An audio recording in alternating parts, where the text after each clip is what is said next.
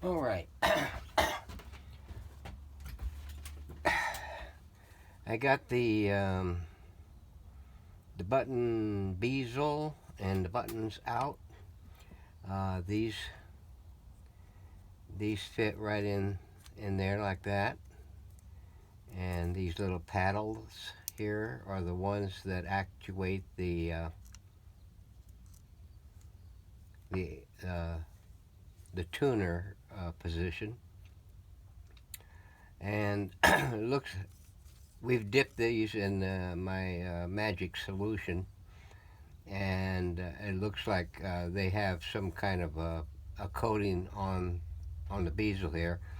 It has got a slight arc to it where it has, you can see here, this corner here split out um, from shrinkage.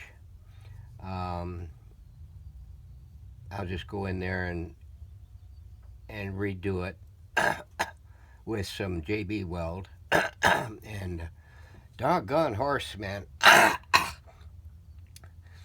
I don't know about that crap. So anyway, this pin goes through all of those little chunkies there, and these here ride in between those gizzy things. And it was a delicate little operation to try to get this pin out of there, but with the help of a good old block of wood, I managed to get that thing positioned up like that with a little relief cut in that thing, so that I could take a pin and put it at the top of the thing and tap tap tap tap tap. But that's after I soaked it good in WD-40 and managed to get all the buttons nice and loosey goosey, and then just working it a little bit at a time until I got it down free of the first one and the second one. And then after that, it was easily enough to just kind of work it and twist it with my needle nose and pull it on out, because there is a lot of a goop that gets trapped in here, and then once you start pulling on it, it builds up at each obstruction. So I'll put this in a drill motor and spin it up with a real fine emery cloth, and get it with enough relief so that it won't be a problem going back in. I got a broken button right here with the little paddle thingy. Fortunately, it stayed intact, and I'll reset that with some super glue. And all the rest of the other ones are all right. They got a little coating on them too, so I'm going to have to do a little fine sanding on this to get back to raw plastic, and then I'll give them a buffing with my polisher.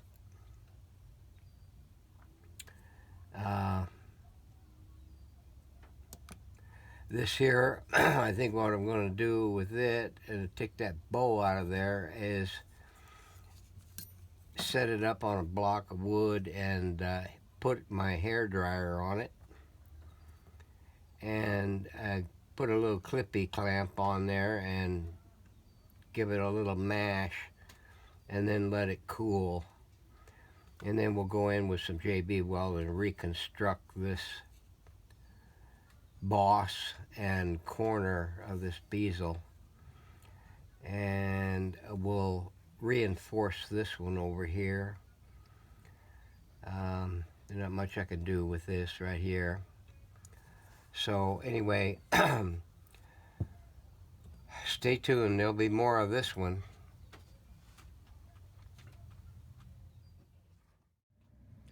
Okay, I got the push buttons on their way. They're polished. All I gotta do now is get them cleared. Doing the knobs now, and I just want to touch base with everyone on how I managed getting them stripped down without doing a lot of deformation on this. What I did was I took my Dremel tool and first I soaked them for about 30 minutes in my magic solution, and then I took this red buffing wheel and stuck it in the Dremel and buffed it, taking off all the residual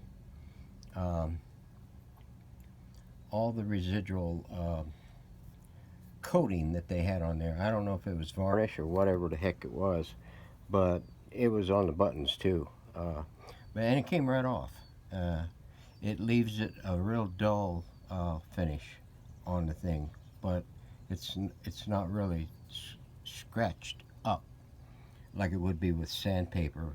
I tried to do the buttons with a little bit of sandpaper and about 600 grit, and it was a little bit more of an effort than these knobs were. So now that I've done that, I'm going to go through and hit it with the black. Now, somewhere here I have a chart that tells me what the black is. I remember that the black is the finest grit of the four that I got in the grouping. Red is the next one up. There is a green one. This one here is thoroughly used. And then there is a brown one that is the most coarse. I've hit it already with the red. Now I'm going to hit them again with the black, and it's going to take a lot of the heavier scratches out of it. So let me get that done and we'll take another look. Okay, we went ahead and buffed these up with the red. No, the black. God, my brain is kicking in like it usually does. So here it is, a knob that was done with the black buffing wheel, and here is a knob that is done after polishing. It does come out nice and bright. So let's see if we can turn these up so you can see the difference there. So we're going to polish up the rest of these and get them going, and safe house them for whenever I need them. At least the buttons and the knobs. And here's the bezel. It's in the jig, doing a jig in the jig. And here is that corner. Where? Oh, right here. That. Sorry for the shadowing and everything. The sun is beating off that fence over there. We got that built up, and we're going to let it cure till tomorrow, and then we're going to shape it. The other side has got the boss thickened up and reinforced. So stay tuned, there'll be more. Okay, we got the button bezel and the buttons all done up. Let's see. This one here was the broken one.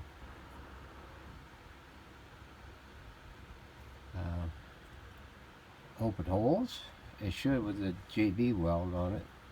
And all the rest were all buffed and polished the same way as the knobs were. This push button bezel, there's the end that was broken and missing. Here was the end that survived.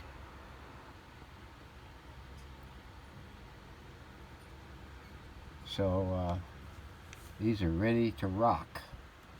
So stay tuned for more. Alright, now we're going to move on to this dial cover.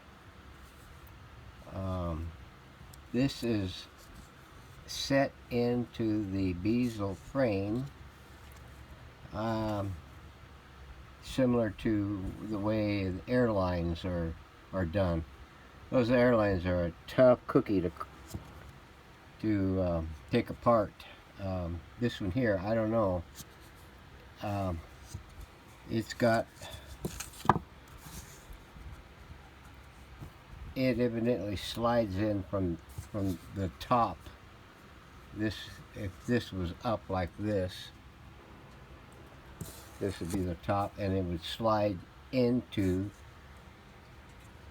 the groove that goes all the way around this chingus here, and you can barely make out. There's a little cement there that they put there to hold that, and there's some there. Hopefully I can get this apart without cracking it, either the glass or the bezel. So we're going to give it a try, so stand by. Okay, we managed. Barely. It was a real tussle. You can see right there, there's a little chip right there. This was in the bottom portion. In other words, it was in that track, down in that track. And what I had to do was I doused it in WD-40 and let it sit for about 5 minutes or so. And then you see these little openings in the bottom of this portion of the track. There's some openings on the ends too. Why they're there, I have no idea. Maybe to alleviate a little bit of, I don't know, friction putting the glass in. But I'll bet the glass was a hell of a lot easier to go in when this was fresh. Rather than now, because I don't know if this is the kind that shrink up. This one here doesn't look like it shrunk, but it might have tried to if the glass hadn't been in it. But so what I did was I used a little block of wood to prop this up, and then I took a regular screwdriver and stripped me off some of this thing and folded it a few times so that the raw blade of the screwdriver wouldn't touch the glass. And I tucked it in that groove there, and then took a little weight and tap this side, and then moved over here to this side, did the same thing, tap. Well, after about 4 cycles, she popped loose, and she started. But it was a touch and go, tongue in cheek. I had to get it all the way down to the last remaining maybe ½ inch before I could take it out by hand.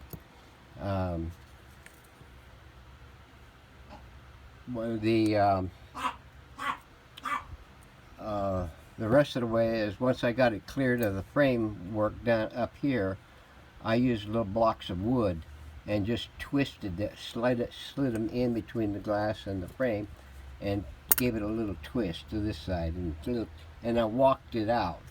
So, but not to fret. If you chip it and crack it and everything like that, trying to get it out, you can go down to Walmart and buy a picture frame, and it'll have the same glass in it, only newer. You can also get it from, I think, Home Depot. That will work also. Remember to buy a glass cutter while you're there. But you probably wonder, why would I have to take out? Well, because the buttons, the bezels, everything was coated in, I don't know, it might be some kind of a coating finish on it, like a lacquer, clear lacquer finish on it, and you can still see it. You can still see it in the glass. There's some overspray there that they got, and it's all over the plastic and stuff. So that's the reason why I wanted to get the glass out, so I can clean this up real good. So my dog is telling me he's hungry, and so I'm going to go in and take care of doggy, and we're going to come back out here and clean up this stuff. So stay tuned, we'll have more.